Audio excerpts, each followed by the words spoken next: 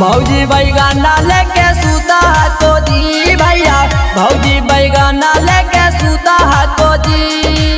चढ़ल जवानी नहीं बूता है तो जी, चढ़ल जवानी नहीं बूता है तो जी भैया।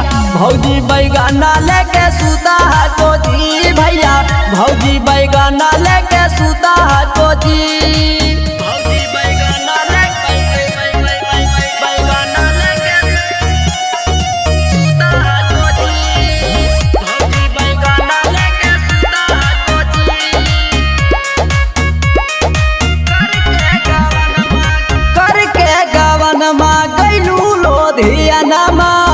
आफत में पड़ल है को भौजी के जनमा, आफत में पड़ल है को भौजी के जनमा।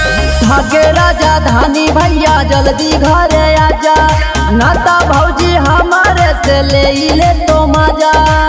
पल पल जवानी रोजा चूसा है को जी, पल पल जवानी रोजा चूसा है को जी भैया।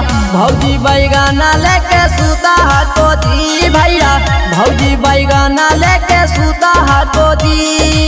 भौजी बैगना लेके बैगना लेके सूता है तो जी, भौजी बैगना लेके सूता है तो जी। नमूना रिकॉर्डिंग स्टूडियो राजगीर। राजदेव रसिया के मानीला बकिया, न तो भौजी के रोजा हो तो दूर गतिया, साया वाला भैया के फरजा निभाजा। घर रह के भौजी के बजे है रोजा बाजा। हमरा से भौजी रोजा रूठा है को जी, हमरा से भौजी रोजा रूठा है को जी भैया।